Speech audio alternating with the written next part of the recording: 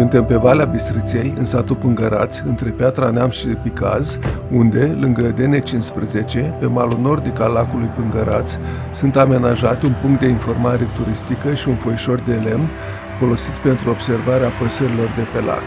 Lacul de acumulare Pângărați, cu barajul și centrala hidroelectrică aferente, a fost finalizat în anul 1964. Din salba de amenajări hidroenergetice de pe râul Bistrița, Pângărați este primul lac situat aval de hidrocentrala de la Stejaru. Aval de Pângărați se găsesc acumulările Vaduri și Bâtca Doamnei, de asemenea influențate iarna de aportul de apă relativ mai caldă, captat din adâncimea lacului Izvorul Muntelui și uzinat în hidrocentrala de la Stejaru. În vecinătatea foișorului de observație este amenajată o scară care coboară până spre marginea lacului. Distanța de numai 1,2 km de la hidrocentrală la lac face ca aportul de ape relativ mai calde să diminueze formarea gheții, astfel că pe lacul Pângărați podurile de gheață sunt foarte rare și fragile. De-a lungul zecilor de ani s-a format și stabilizat o nouă vegetație acvatică și care, împreună cu dezvoltarea redusă a gheții, au influențat migrația de iarnă a păsărilor acvatice, care obișnuit treceau pe aici, prin culoarul est-carpatic. Astfel, mai ales după anii 1990, s-a remarcat o sedentarizare a păsărilor migratoare pe aceste trei lacuri amintite.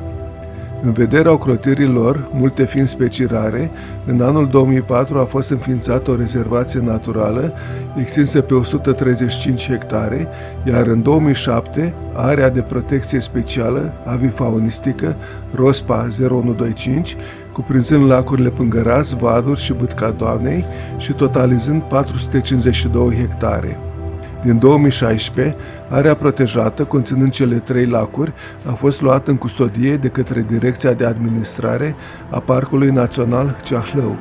Cele mai comune specii de păsări care iernează aici sunt lebăda de vară sau lebăda mută, lebăda de iarnă, rața mare, corcodelul mic, rața sunătoare, rața fluierătoare, rața mică, rața pestriță, rața sulițar, ferestrașul mare, lișița, cormoranul mare, corcodelul mare.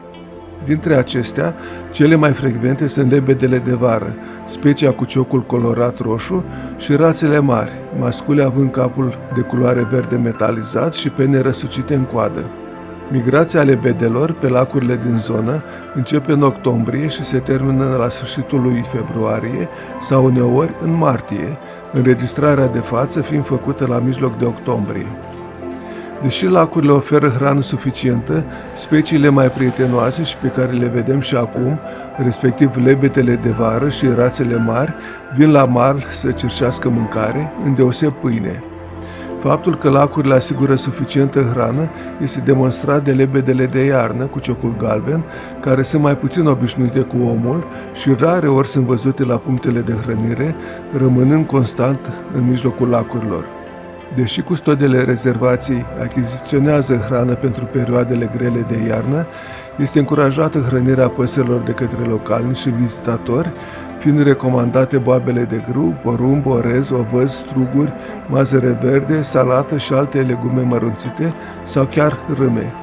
Hrănirea cu pâine a păsărilor este însă total contraindicată, ducând la multe și mari probleme.